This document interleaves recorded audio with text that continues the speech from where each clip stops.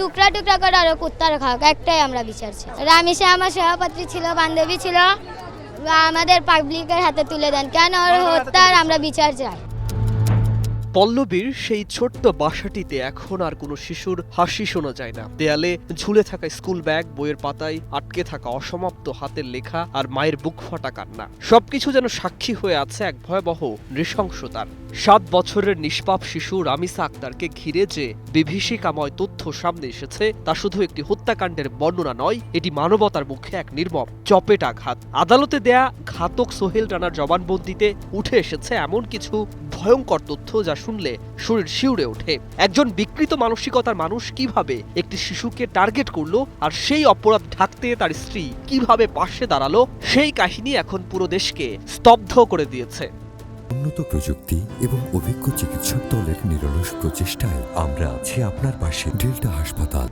Police বলছে ঘটনার দিন সকালে ছোট্ট রামিসাকে দেখেই ইয়াবাসক্ত সোহেলের মধ্যে জেগে ওঠে বিকৃত লালসা। একই ভবনের পাশাপাশি কক্ষে বসবাসের সুযোগকে ব্যবহার করে কৌশলে শিশুটিকে নিজের ঘরে ডেকে নেয় সে। এরপর বাথরুমে নিয়ে চালানো হয় পাশবিক নির্যাতন। ছোট্ট শিশুটি যখন বুঝতে পারে তার সঙ্গে ভয়ঙ্কর কিছু ঘটে গেছে, তখন সে বাবা মাকে সব বলে দেওয়ার কথা জানায়। আর ঠিক সেই মুহূর্তেই আতঙ্কিত হয়ে পড়ে ঘাতক। নিজের অপরাধ ফাঁস হয়ে যাওয়ার ভয়ে সে সিদ্ধান্ত নেয় একটি নিষ্পাপ প্রাণকে চিরতরে থামিয়ে দেয়ার। শ্বাসরোধ করে হত্যা করা হয় 2য় শ্রেণীর সেই শিক্ষার্থীকে। যে বয়সে একটি শিশু ভয় পেলে মায়ের আঁচলে লুকায়, সেই বয়সেই রামিসাকে মুখোমুখি হতে হয়েছে মানুষের পশুত্বের সবচেয়ে অন্ধকার রূপের। এইটা বিচার চাই, আমি আর কিছু বিচার চাই না। আমার নাতিনে দেখেন ছবি দেখে দেখে কাঁদতাছে।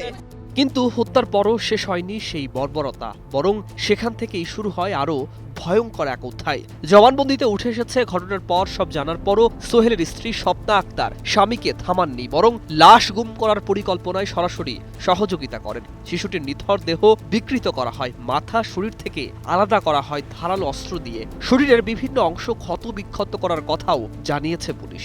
একটি 7 বছরের শিশুর দেহের ওপর এমন নিষ্ঠুরতা যেন কোনো অপরাধীর নয়, বরং মানবতা হারানো কিছু বিকৃত মানুষের প্রতিচ্ছবি। স্বামী স্ত্রীর এই নৃশংসতার কাহিনী শুনে অনেকেই বলছেন মানুষের ভেতরের অন্ধকার কতটা ভয়ঙ্কর হতে পারে। রামিসার ঘটনাই তার নির্মম প্রমাণ। আমি একটা চিৎকারও শুনছি, তো চিৎকার যে ও দিছে যেটা আমি বুঝতে পারিনি। একটা জুতো ছিল আর একটা ছিল না। আর সবচেয়ে হৃদয় বিতরক দৃশ্য ছিল তখন যখন দরজার ওপাশে নিজের মেয়েকে খুঁজছিলেন তার মা। বারবার দরজায় কড়া নাড়ছিলেন তিনি, ডাকছিলেন সন্তানের নাম ধরে, অথচ ঘরের ভেতর তখন পড়েছিল তার ছোট্ট মেয়ের নিথর দেহ। পুলিশ বলছে সোহেল যাতে পালাতে পারে সেজন্য ইচ্ছাকৃতভাবে দীর্ঘ সময় দরজা বন্ধ রাখেন স্বপ্না। সেই ফাঁকে জানালার গ্রিল কেটে পালিয়ে যায় মূল অভিযুক্ত। পরে দরজা ভেঙে ভেতরে ঢুকে পরিবারের সদস্য ও প্রতিবেশীরা সেই দৃশ্য দেখেন। তা তাদের সারা জীবনের দুঃস্বপ্ন হয়ে থাকবে। মেঝেতে পড়েছিল শিশুটির মস্তকবিহীন দেহ, পাশে বিচ্ছিন্ন মাথা। মুহূর্তেই যেন একটি পরিবারের পৃথিবী ভেঙে ধুলোয় মিশে যায়। রামিসা হত্যাকাণ্ড কেবল একটি ফৌজদারি অপরাধ নয়, এটি সমাজের ভয়াবহ নৈতিক অবক্ষয়ের প্রতিচ্ছবি। মাদকাসক্তি, বিকৃত মানসিকতা এবং অপরাধ ঢাকতে পারিবারিক সহযোগিতা, সব মিলিয়ে এই ঘটনা নতুন করে প্রশ্ন তুলেছে আমাদের সামাজিক নিরাপত্তা ও মানবিক মূল্যবোধ নিয়ে। একটি শিশু যে হয়তো সেদিন স্কুলে যাওয়ার প্রস্তুতি নিচ্ছিল, সে বুঝতেই পারেনি পরিচিত মুখের আড়ালে লুকিয়ে আছে ভয়ঙ্কর হিংস্রতা। আজ রামিসা নেই, কিন্তু তার এই মৃত্যু পুরো সমাজকে নাড়িয়ে দিয়েছে। মানুষের একটাই দাবি, এই নৃশংসতার বিচার যেন শুধু আদালতের রায়ে সীমাবদ্ধ না থাকে। এমন দৃষ্টান্তমূলক শাস্তি হোক যাতে আর কোনো রামিসাকে এভাবে হারাতে না হয়, আর কোনো মা দরজার ওপাশে সন্তানের নিথর দেহ খুঁজে না পান।